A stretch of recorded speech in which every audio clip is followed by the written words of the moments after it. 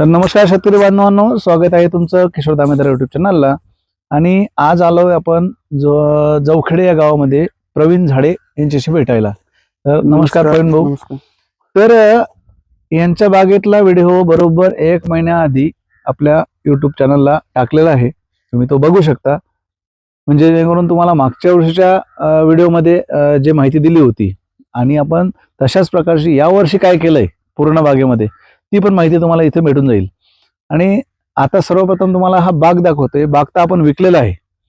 मागच्या 3 आठवड्या पहिले आपला व्हिडिओ बनला होता. 250 झाडामध्ये 14,51,000 रुपयाला आपण विकलेला आहे.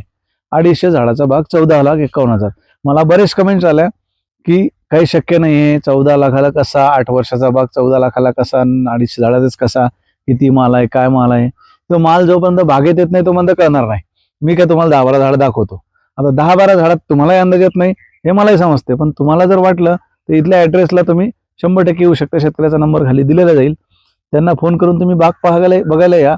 आणि बरेच लोकांचं म्हणणं पडलं की सलग 2 वर्ष बाग फुटत नाही, 3 वर्ष बाग फुटत नाही, हेवी ट्रीटमेंट केली, जास्त खतं टाकले म्हणजे काडीवर जातो बाग, दुसऱ्या वर्षी फुटत नाही. तर इथे सलग दुसऱ्या वर्षी बाग फुटलेला आहे. ही एक आपण माहिती घेऊया, कसा फुटला, याच्यासाठी यांनी काय काय केलं, मागच्या वर्षीचा माल तुटल्यापासून काय काय ट्रीटमेंट केली, हे सगळे लिहिलेले आहे. ते सर्व तुम्हाला समजून सांगतो. ते तुम्हाला दाखवतील की काय काय ट्रीटमेंट केली आणि ते किती किती दिवसाला केली आणि त्याचा फायदा कसा दिसला, ह्या सर्व गोष्टीवर आपण चर्चा करणार आहे. व्हिडिओ थोडा मोठा होईल, पण बरेच लोकांचे जे प्रश्न आहे कमेंट्समध्ये येतात त्या सगळ्या प्रश्नांची उत्तरे ह्या व्हिडिओमध्ये तुम्हाला मिळून जाईल. तर आता सर्वात पहिल्यांदा तुम्हाला बाग दाखवतोय. तर हे बघा, आता हे जे आहे इथे आपले 200 कॅरेट तुटून गेलेले आहे. म्हणजे ज्या व्यापाऱ्यांनी उक्ता घेतलेला आहे, हुंड्यामध्ये म्हणतो त्याला आपण. तर अशा प्रकारची ते साईज झालेली. कलर थोडा आपण जाणून बुजून कमी ठेवलेला आहे. दुसरी पहिली गोष्ट म्हणजे जमीन थोडीशी डीप सॉइल असल्यामुळं लेटेस्ट कलर येतो आणि कलरही लेट ठेवला आहे, जेणेकरून आपल्याला जो विकायचा होता तो दोन्ही प्रकारच्या व्यापाऱ्यासाठी ठेवायचा होता. हिरवा मागणाऱ्या व्यापाऱ्याला तरी आपल्यापाशी माल पाहिजे, कलरवाला म्हणला तर एक 15 दिवसात कलर देऊन देऊ आपण त्यांना. तर त्याप्रमाणे आपण इथे केलेलं आहे. बघा, इथे आता आपल्याला चालायला जागा नाही इथून, तर आपण इकडून जाऊया. तर हा अशा प्रकारचा माल जो आहे तर हे काडी मागच्या वर्षीची आहे. काही कारणास्तव पाऊस लवकर आल्यामुळे तुटण्यात नाही आली. यावर्षी ते आपण सर्व काढून घेणार आहे. हे जे साईज आहे बघा, 1 नंबर साईज आहे. 3 बोटं जाते याच्यामध्ये आणि कलर एकदम सुंदर आलेला आहे. आता हे सिंगल फळ आहे असं नाही, इथून 2-3 फळं मागच्या साईडनं तुटून गेलेले आहे. तर आता तुम्ही इथून बघू शकता, हे सर्व जो आहे इकडं माल तुटल्यासारखंच वाटत नाही, कारण हा माल याच्याही पेक्षा चांगला जो 2 गाड्याचा माल होता तो तुटून गेलेला आहे. हे बघा, इकडं मागं दाखवा, इकडचा सर्व माल बघा. सनबर्निंगचा इथे फळ फांद्या खाली असल्यामुळं सनबर्निंगचा इथे जास्त म्हणजे त्रास झालेला नाही. काही शेंड्याच्या फळांना झालाय. हे बघा, अशा प्रकारे इकडं जिकडं पाहान तिकडं भरपूर माल आहे. आता हे 250 झाडं म्हणजे जवळपास 300 किती 351 झाड 351 झाडं आहे. पण आपण इथे 250 असे बांधलेले 50 झाडं बांधलेले आहे. 250 झाडं आहे, त्यालाच माल आहे. जे बांधलेलं नाही त्याला आहे 10-12 झाडांना, पण एकदम किरकोळ 1-2 कॅरेटचा माल आहे. आता आपण त्यांना शेतकरी बांधवांना सांगूया की तुम्हाला मागच्या वर्षीच्या आणि या वर्षीच्या खर्चामधला विषय, त्याच्यानंतर तुम्ही मागच्या वर्षी तानावर कधी सोडला आणि तानावर सोडल्यानंतर तानाच्या आधी पाणी किती किती दिवसाला देत होते, या सर्व गोष्टी आपण शेतकऱ्यांशी शेअर करू, जेणेकरून त्यांनाही पुढच्या वर्षी प्रॉब्लेम होणार नाही. व्हिडिओ देते ना बघा. तर शेतकरी बंधू, आता डायरीमध्ये सगळं मेंटेन केलेलं आहे. डायरीमध्ये आता तो डायरी जर तुम्हाला दाखवायची म्हटल्यावर आमचं बोलणं तुम्हाला समजणार नाही. त्यामुळे आपण इथे यांच्याच तोडून ते वाचून घेऊया पूर्ण. म्हणजे आणि तुम्ही पण ज्यांना हे सर्व माहिती याच्यानुसार पुढची ट्रीटमेंट करायची लिहून घेऊ शकता किंवा व्हिडिओ शेअर करून ठेवा, सेव्ह करून ठेवा, जेणेकरून हेच माहिती तुम्हाला पुढच्या वर्षी जवळपास कमी पडणार आहे. पण याच्यामधला जो वातावरणाचा बदल आहे, तो स्प्रे कधी घ्यायचा, कोणता घ्यायचा, ह्याच्यात चेंजेस होईल, तो तुम्ही मला विचारू शकता. तर प्रवीण शेठ, आपण आता शेतकरी बांधवांना सांगा की तुम्ही मागच्या वर्षी बाग शेवटची हार्वेस्टिंग कधी झाली होती? शेवटची हार्वेस्टिंग आपली 3 मार्चला झाली.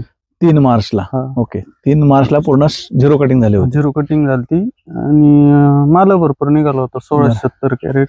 1670 कॅरेट. हा. मागच्या वर्षी आपण 11 लाखाला बाग दिला होता.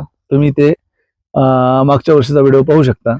आणि या वर्षी जो आहे आपण मागच्या वर्षी आपण 1600 कॅरेट माल काढला. हो त्यानंतर झाडं खूप कमकुवत झाले होते. हो हो. तर त्या कमकुवतपणा कमी करण्यासाठी काय केलं आपण तिथे? आपण मग 3 तारखेला तुटून गेल्यानंतर 3 मार्चला त्याच्यानंतर एक 10 दिवसात तुमची व्हिजिट झाली 13 तारखेला 13/3/2025 बरोबर. तर आपण एक फवारणी घेतली स्प्रे समजा प्रोटीन प्लस अमिनो सुपर साप पावडर आणि हमला. साप पावडर आणि हमला हे कशासाठी घेतली की या फवारणीने प्रोटीन प्लसनी झाडामध्ये जे अन्नद्रव्याची कमतरता झाली आहे ते चांगलं अपटेक व्हावा. त्याच्यानंतर त्याचा अमिनो ऍसिडची जोड दिली. साधं एक साप पावडर घेतला आणि कीटकनाशक हमला भेटला. त्याच्यानंतर आपण जो काय केलं पुढं? त्याच्यानंतर आपण एक खताचा डोस दिला 16/3 समजा 16/3 बेसल डोस दिला. जो मी कायम सांगतो फेब्रुवारी आणि मार्च मध्ये आपल्याला बेसल डोस टाकावा लागतो हार्वेस्टिंग नंतर. तो आपण दिला. तो काय भरला होता आपण? 18-18-10 500 ग्रॅम प्रति झाडाचं असं केलं. SSP दाणेदार 300 gram potash 200 gram silicon 200 gram बरोबर. Magnesium sulphate 100 gram super gold 100 gram. अशा प्रकारचा आपण एक जवळपास 1 किलोचा डोस आपण तिथे केला होता 1200 ग्रॅमचा. हो. तर ह्या डोस टाकल्यानंतर आपण फ्लोचे पाणी दिले कंटिन्यू.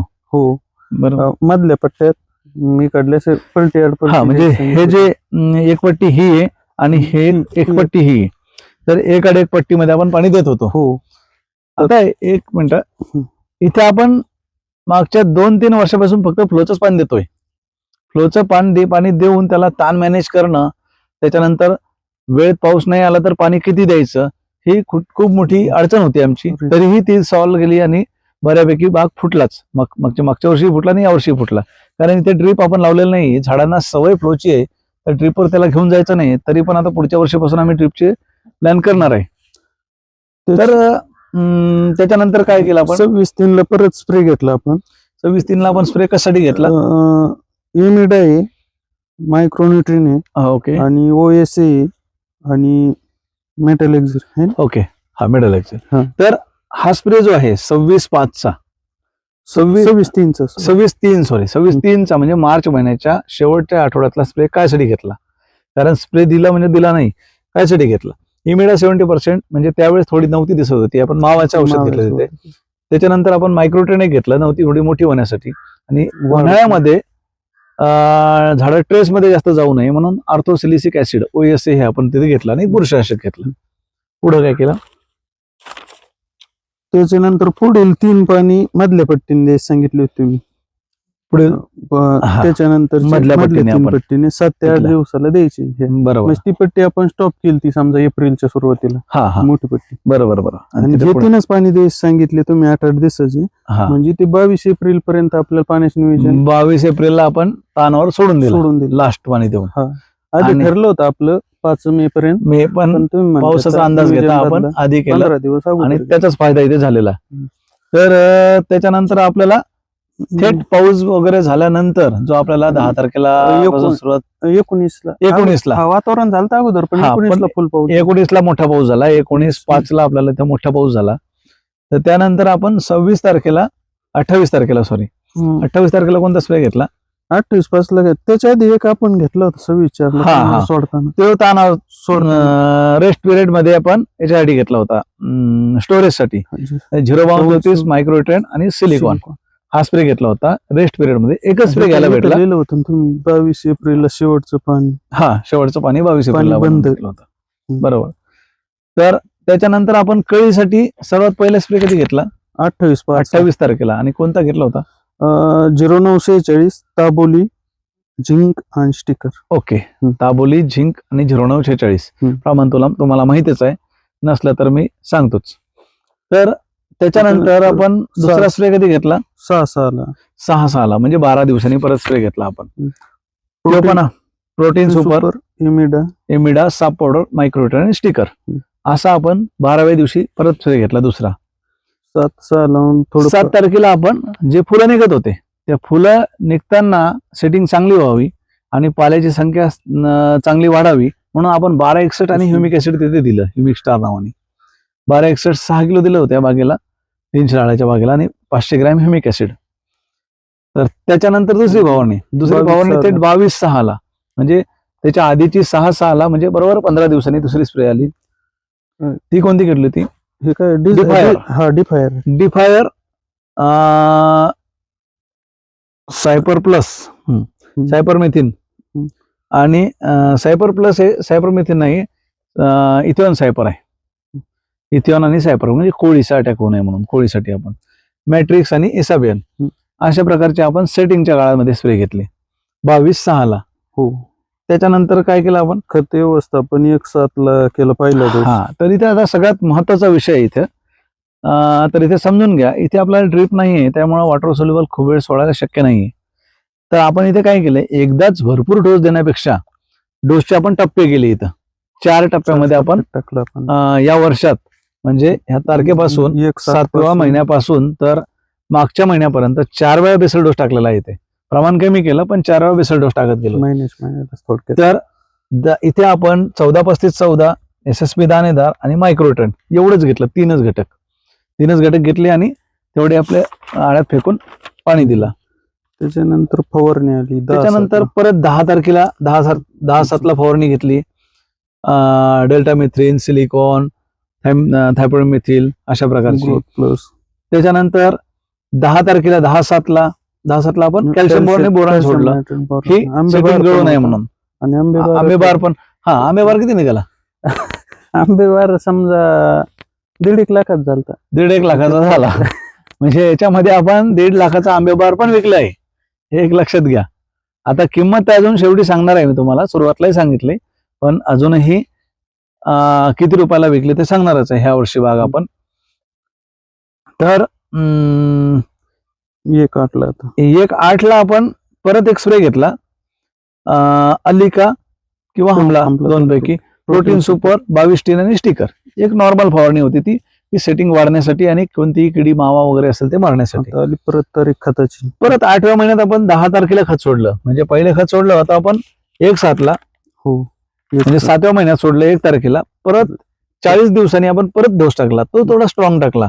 तर त्याच्यामध्ये आपण घेतलं होतं mycorrhiza 16 kilo, microtrend 40 kilo, super gold 100 kilo, 20-20-013 एक बॅग, पोटॅश 1 बॅग, SSP दाणेदार 1 बॅग आणि बेन्सल 10 किलो. अशा प्रकारे हा डोस आपण इथे बऱ्यापैकी म्हणजे थोडा स्ट्रॉंग करून सोडला, जिथे आपल्याला 20,000 रुपये खर्च झालेला असणार आहे. तर त्याच्यानंतर पण आपण फळगळ थोडी जाणवत होती, त्यामुळे फळगळीसाठी 25/8 ला आपण COC, प्रोपेक्स सुपर आणि स्टिकर, COC, प्रोपेक्स सुपर आणि स्टिकर ते फळगळीसाठी दिलं होतं आपण. आणि त्याच वेळेस आपण पाण्यासोबत पण सोडलं ह्युमिक ऍसिड आणि सल्फर. अशा प्रकारे आपण इथपर्यंत कार्य केलेलं आहे. त्याच्यानंतर पुढे तर आणि त्यावेळेस किडींचा जो काळी आणि पांढरी माशीचा अटॅक खूप होता आणि त्याच्यामुळं कोळशी येण्याची दाट शक्यता होती. मी बोललोय होतं तेव्हा पिवळेचे कट्रॅप लावा, पिवळेचे कट्रॅप लावा. तर इथे आपण पिवळेचे कट्रॅप त्यावेळेस लावून घेतले होते ऑगस्टच्या 15-20 तारखेच्या दरम्यान. नंतर 13/9 ला डायरेक्ट, म्हणजे 1 महिन्यानी स्प्रे झाला पाहिजे डायरेक्ट. मग तर सिलिकॉन, जिब्रालिक ऍसिड, हमला आणि रेडोमिल गोल्ड ही एक नॉर्मल फवारणी घेतली होती आपण, कुठलेही आजार जास्त वाढू नये आणि आपल्याला काही प्रॉब्लेम येऊ नये. त्याच्यानंतर परत आपण 10व्या महिन्यात स्प्रे घेतला 10 तारखेच्या आसपास, म्हणजे परत ते 1 महिन्याचीच म्हणू. तर ते 22 मायक्रोट्रेन प्रोटीन सुपरचा स्प्रे आपण इथे घेतला. त्याच्यानंतर परत एकदा खत टाकला आपण 10व्या महिन्यामध्ये, जे 8व्या महिन्यामध्ये टाकलं होतं. 9वा सोडून 10व्या महिन्याच्या 15 तारखेला आपण परत डोस टाकलं, पहिल्या वेळेस सारखंच. पहिलं ज्यांनी ऐकलं त्यांना माहिती होईल. नंतर आपण ओरिजिनल काम केलं कोळीसाठी 11व्या महिन्यात, कारण यावर्षी ज्यांना काळे स्पॉट आलेले आहे, त्याच्यानंतर काळे फळ झाले आहे, पांढरे स्पॉट जास्त झालेले आहे, इथं बिलकुल तुम्हाला जाणवणार नाही, बिलकुल नाही. एका फळावर एक टिपकाही नाहीये. तर आपण एकदम अर्ली स्टेजला सगळ्यात स्ट्रॉंग असं ओस्पिरिओ 100 ml साप पावडर, होशी आणि स्टिकर हा स्प्रे घेतला होता. ओस्पिरिओ बद्दल तुम्हाला मी बरेचदा सांगितलेलं आहे, त्यामुळे इथे तुम्ही समजू शकता. 17. त्यानंतर 17-11 स्प्रे घेतला, म्हणजे 15व्या दिवशी परत. तर 15 दिवसांनी परत आपण ऑर्थोसिलिसिक ऍसिड OSA घेतलं, ग्रीन मिरेकल घेतलं. कारण 11व्या महिन्यात टेम्परेचर खूप जास्त वाढलं होतं, म्हणजे थंडी आली 1 तारखेपासून 1 नोव्हेंबर पासून आणि टेम्परेचरही सोबत वाढलं. तर त्यामुळे काय झालं की रात्रीची थंडी आणि दिवसाचं ऊन याच्यामध्ये उन्हाचा चट्टा खूप वाढण्याची शक्यता वाढली. तिथे आपण OSC आणि ग्रीन मिराकल एक चांगलं प्रॉडक्ट घेतलं आणि त्याच्यासोबत बुरशीनाशक घेऊन स्टिकर घेतलं. आणि त्याच्यानंतर परत 11व्या महिन्याच्या 20 तारखेला म्हणजे 40 दिवसांनी परत त्याच्या 40 दिवसांनी बेसल डोस टाकला आपण. तर इथे आपण 8 म्हणजे कमीच घेतलं, 8, 21, 21 घेतलं 50 किलो, 40 किलो पॉलिसल्फेट घेतलं 25 किलो आणि 14, 35, 14, 50 किलो अशा 3 प्रकारच्या बॅगा टाकल्या आणि एंड केला. त्याच्यानंतर आपण एक स्लरीचे जे डोस होते ते मध्ये मध्ये दिलेले आहे आपण साध्या स्लरीचे. फक्त ह्या शेवटच्या स्लरीमध्ये आपण Uptake PSB 1 kilo Uptake 1 kilo PSB गुळ बेसन आणि गोमूत्र हे सगळं मिक्स करून 7 ते 8 दिवस ठेवून 2 वेळा त्याचं अप्लिकेशन आपण इथे केलेलं आहे. त्याच्यानंतर आता जे आहे आपण एक स्प्रे घेणार आहे FV सायझर 04037, त्यानंतर सिम्बूस आणि साप पावडर. हे कशासाठी की व्यापाऱ्याचं म्हणणं आहे की हा कलर अजून डीप यायला पाहिजे आणि बराचसा माल पुढे आहे. आपण बघूया की बराचसा माल हिरवा आहे. जे तुमच्या समोर हे फळ दिसते हे आतमधले फळ बघा. या फळाची साईज आणि कलर या दोन्ही गोष्टी येण्यासाठी आपल्याला हा स्प्रे घ्यायचा आहे. हा स्प्रे जवळपास शेवटचा होईल आणि एक आपण वॉटर सोल्युबल मध्ये म्हणजे पाण्यासोबत 0.32 आणि ह्युमिक स्टार देणार आहे. तर इथे आपलं लास्ट होईल. जवळपास जे जानेवारीच्या 10 तारखेपर्यंत आपल्याला सगळे खतं आणि सगळं वॉटर फवारणी बंद करून टाकायचे आहे आणि तिथून पुढे आपला ह्या महिन्यात किंवा पुढच्या महिन्याच्या 15 तारखेपर्यंत हा हार्वेस्ट होऊन जाईल. आता मला सांगा, मागच्या वर्षी जे आपण इथे 1800 कॅरेट काढले होते आणि आपण 11 लाखाला बाग दिला होता, तर तुम्हाला बरेच लोक म्हणत असतील की एवढा बाग फुटला, एवढे माल निघाला, पुढच्या वर्षी फुटणार नाही. बरोबर, एकदाच असतं. तर तो अनुभव माझ्याशी शेअर करा, शेतकरी बांधवांशी शेअर करा. असं बराच अनुभव आला ना. बरेच माणसं म्हणत होती तसं, पण आपण मागच्या वर्षी समजा 1700 कॅरेट काढू नये, परत आपल्याला समजा हे तुमच्या मार्गदर्शनामुळेच यश आलं. आणि मागच्या वर्षी 1700 कॅरेटला फक्त 60,000 रुपये खर्च होता. यंदा आपलं थोडस म्हणजे बाहेरून बांधून घेतल्यामुळे 80,000 रुपये खर्च. बरोबर. मागच्या वर्षी 60,000 रुपये आपण खर्च इथे दिला होता. मागच्या वर्षी लोक हसले आपल्याला. हा, पण आज बी तेच खरं आहे. एवढाच खर्च आहे 80,000. 60 आजही 80,000 खर्च, यंदाचा खर्च 80,000 खर्च आहे. आणि आता तुम्ही सांगा, तुम्ही बाग किती रुपयाला हा उक्ता दिलेला आहे?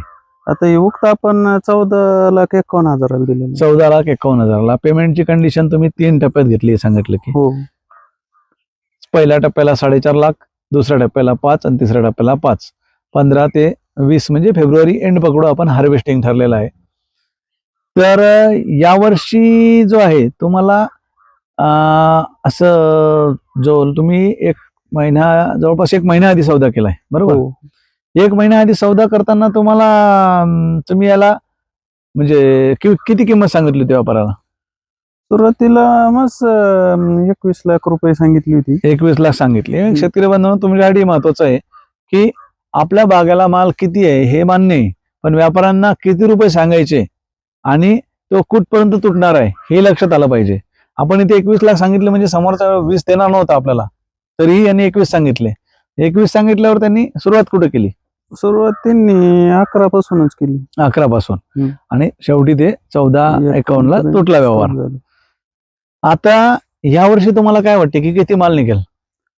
यंदाच तरी 1800 कॅरेटच्या आसपास. यंदा पण 1800 कॅरेटच्या आसपास निघायला. तर बघा, असा कॉन्फिडन्स आला पाहिजे शेतकऱ्याचा की मागच्या वर्षी 1800 कॅरेट निघाले, ते अंदाज नव्हता आला. असं वाटलं 1200-1300 कॅरेट निघाले, 1800 निघाले. पण यावर्षी त्यांना पूर्ण कॉन्फिडन्स आलेला आहे. त्यांना याच्यामध्ये अनुभव आलेला आहे. त्या अनुभवातून शिकले. मागच्या वर्षी काय केलं होतं, या वर्षी काय केलंय ते त्यांनी लिहून ठेवलंय प्रॉपर.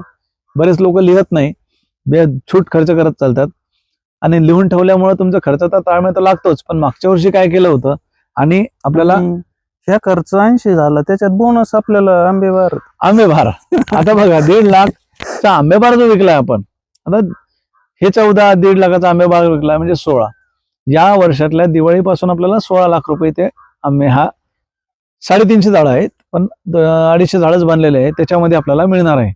आणि 80,000 हा म्हणजे आता 80,000 खर्च का झाला ह्याचं सगळ्यात मोठं कारण सांगतो मी तुम्हाला. ते त्यांचे वडील इथे आलेले आहे. काका या समोर तुम्ही. तर नमस्कार, तुमचं नाव सांगा? राजेंद्र केरू झाडे. राजेंद्र केरू झाडे. तर यांचं वय, तुमचं वय काय आहे? वय 60च्या आसपास. 60च्या 60च्या आसपास. हो. यांचं 60च्या आसपासचं वय असून सुद्धा हे शेतीमध्ये प्रॉपर लक्ष देतात. लक्ष देऊन दारे धरण्यापासून तर काही जमिनीची जेवढी मेहनत असेल ती सर्व इथे करते. आणि त्यांच्या सोबतीला त्यांचा मुलगा प्रवीण झाडे येते का, प्रवीण झाडे, तर हे सुद्धा तेवढीच मेहनत करते. आणि बस करा झाले. तर आता आणि ह्यांच्या पत्नी, तर त्यांचं आणि यांचं सहकार्य खूप मोठं आहे याच्यामध्ये. आता हे शेणखत टाकण्यापासून शेणखत टाकण्यापासून फवारणी हे दोघंच करतात. त्यानंतर शेणखत टाकणे, खत फेकणे आणि स्लरी पाणी टाकणे. देणे, स्लरी सोडणे, हे सगळे हे इथं 3 लोक मालक आणि ते 3 कामगार असं समजायचं. असा मालक समजू नका. सगळ्या शेतकऱ्यांनी स्वतःला मालक समजू नका. आपणच मालक, आपणच मजूर असं धराल तरच शेती होईल. तर हेच 3 मालक आहे आणि हेच 3 इथले कामगारही आहे. तर जर म्हणजे घरातल्या सर्वांनी एकसारखी मदत केली तर कमी खर्चामध्ये शेती आपल्याला करता येते. नाहीतर एकरी 1.5 लाख 2 लाख रुपये खर्चूनही आपल्याला उत्पन्न मिळत नाही.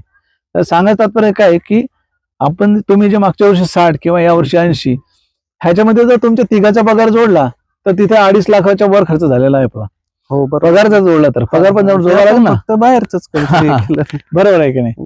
तर अशा प्रकारे आपल्याला इथे यांच्याकडून माहिती बघायला म्हणजे ऐकायला मिळाली. ही माहिती बऱ्याचशा नवीन शेतकऱ्यांसाठी महत्वाची आहे, जुन्या शेतकऱ्यांसाठी महत्वाची आहे. कारण त्यांनाही ज्या अडचणी येतात त्या अडचणी सॉल्व्ह कशा करायच्या, किती दिवसाला स्प्रे झाले पाहिजे, कोणते झाले पाहिजे नेमके, नाहीतर आवाच्या सव्वा खर्च होऊन रिझल्ट येत नाही, हा प्रश्न मोठा आहेच. आणि सलग 2 वर्ष किंवा सलग 3 वर्ष, आपल्याकडे सलग 7-7 वर्ष बाग फुटणारे बाग पण आहेत. पण सलग 2 वर्ष 3 वर्ष बाग कसा फोडावा, कसा ताण द्यावा, या सगळ्यांची माहिती तुम्हाला माझ्याकडून मिळत राहील अशीच. कारण आपण जे म्हणजे तानाचं नियोजन करतो आणि स्टोरेजचं नियोजन, हे सगळ्यात महत्वाचं आहे. आतापासून आपण स्टोरेजचं नियोजन याला सुरूच करणार आहे. पण ताणही तेवढाच महत्वाचा आहे. वातावरणाचा अभ्यास आपल्याला पाहिजे की वातावरणात पाऊस कधी येणार आहे, किती येणार आहे, याचा अंदाज घेऊन. तर अंदाज चुकत असतात, तेव्हा शेवटी अंदाज आहे. तर अशा प्रकारे आपल्याला इथे बागेचं काम करायचं आहे आणि संत्र्यामध्ये उत्पन्न वाढवायचं आहे. तर आता आपण यावर्षी याला जे ठिबक लावायचं मी प्लॅन केला होता, तर त्या ठिबक आपण पुढच्या ऑगस्ट महिन्याच्या नंतर लावणार. पाऊस नंतर. तर शेतकरी बांधवांना आता काही सांगू शकता तुम्ही की तुम्हाला काय वाटते की संत्रा तुम्हाला चांगला वाटते, अजून तुम्हाला लागवड वाढवायची आहे की नाही, किंवा ज्यांना संत्रा लावायचं आहे त्यांनी संत्रा लावल्यानंतर किती लक्ष द्यायला पाहिजे, जसं की तुम्ही लक्ष दिलं नाही आधीपर्यंत. पहिल्या 6 वर्ष 7 वर्ष तुम्ही याच्यामध्ये तुम्हाला माहिती नव्हती, त्यामुळे तुम्ही लक्ष दिलं नाही आणि तुम्हाला पहिलं उत्पन्न 7व्या वर्षी सुरू झालं. हो. काय झालं, झाडं लावल्यापासून एक 5-6 वर्ष आपले फेलच गेले, एक मार्गदर्शन नसायचं. आणि 2023ला सरांची भेट झाली, म्हणजे साधारण 2 वर्षापूर्वी. बरोबर. हा. तर जेव्हापासून त्यांची भेट झाली तेव्हापासून हे दिवस म्हणजे पाहायला भेटले. बरोबर. जोपर्यंत जसं मनाने करीत होतो तोपर्यंत बाग उपटून टाकायच्या परिस्थिती, म्हणजे असं लोक सांगायचे मला तुम्ही 2-2.5 एकर गुतवलाय, 2.5 एकर, आणि याच्यातून उत्पन्नच होत नाही, होतच तर ते तो उपटून टाकण्याजोगं झालं. सरांची भेट झाली म्हणूनच हे साध्य झालं. नाहीतर आतापर्यंत इथं मग कापूस कांदा काहीतरी करावं लागलं, पर्यायी मार्ग. बरोबर. तर आता हा एवढा चांगला बाग